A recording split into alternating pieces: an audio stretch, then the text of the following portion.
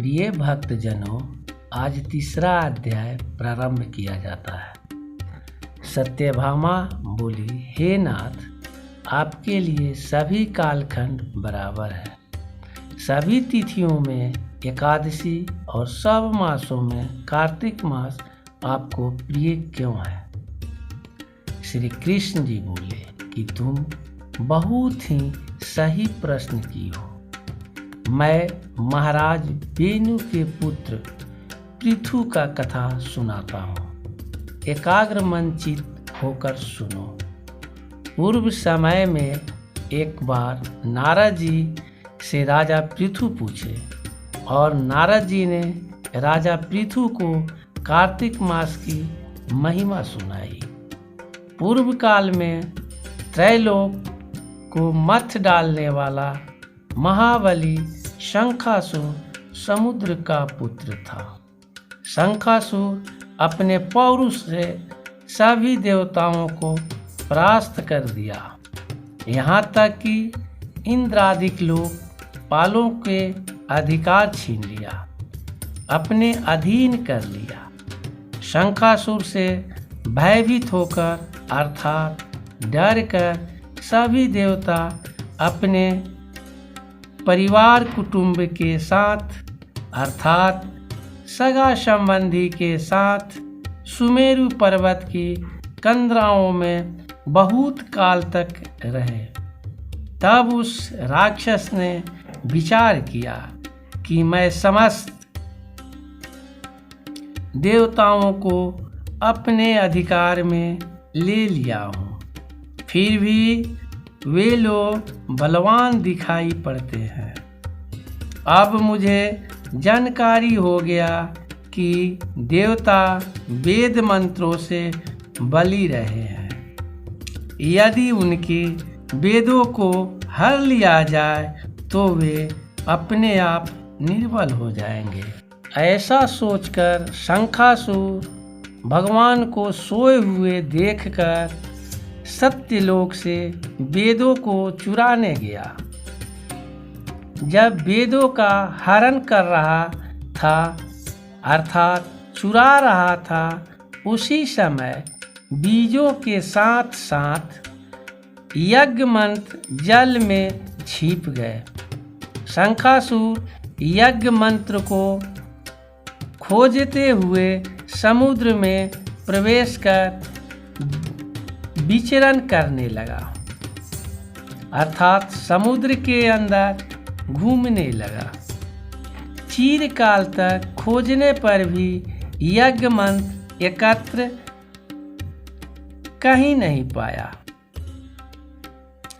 यानी बहुत दिन खोजने पर भी यज्ञ मंत्र को नहीं खोज पाया।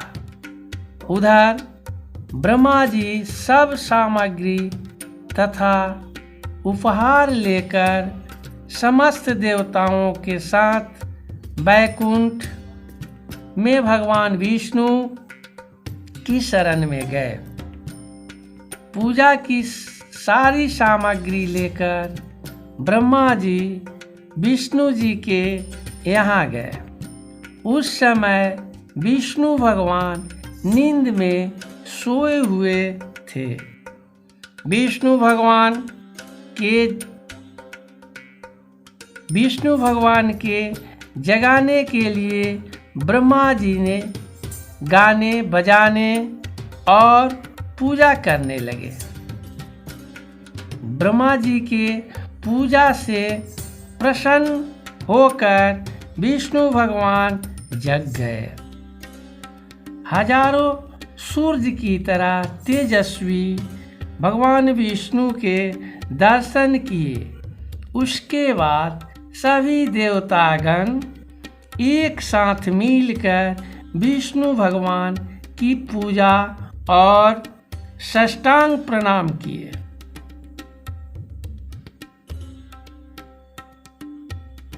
इस पर विष्णु भगवान प्रसन्न होकर बोले, मैं आप लोगों के मंगल गान से अति प्रसन्न हूँ।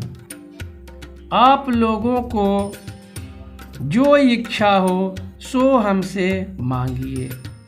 इस प्रकार शुक्ल पक्ष की एकादशी तिथि से हरि प्रबोधिनी एकादशी तक जो प्राणी ब्रह्म मुहूर्त में आप लोगों के तरह भजन और मंगल गान करेंगे, वे सभी प्राणी सदा मेरे समीप निवास करेंगे।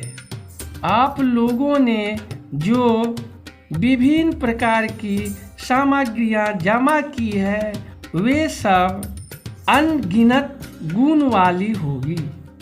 मुझे आप लोगों के कलेश की बात ज्ञात हो गई है।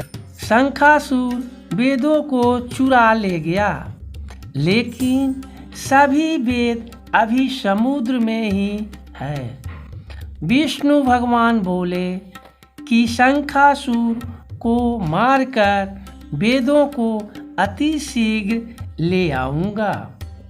अब से वेद हर वर्ष मंत्र तथा बीजों के साथ कार्तिक मास में जल में ही रहा करेंगे।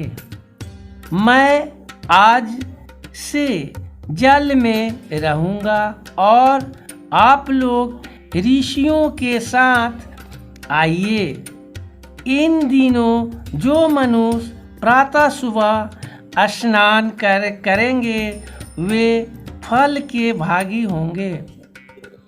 हे देवेंद्र, जो कार्तिक व्रत किया करे उनको मेरे लोक में पहुंचा दीजिए। हे देवराज, आप सदा उन प्राणियों को सारे दुख से बचाएं तथा आपत्तियों से बचाएं। हे वरुण, आप उन्हें पुत्र पौत्रादि देते रहिए, क्योंकि कार्तिक व्रती मेरा रूप धारण करके जीते जी मुक्त हो जाते हैं। विधि पूर्वक करने से दोनों व्रत जिस प्रकार प्राणी को मेरे समीप पहुंचाते हैं,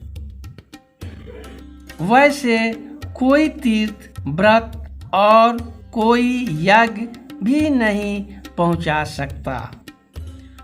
प्रिय कथा सुनने वाले श्रद्धालुओं, तीसरा अध्याय आज यहीं संपन्न किया जाता है।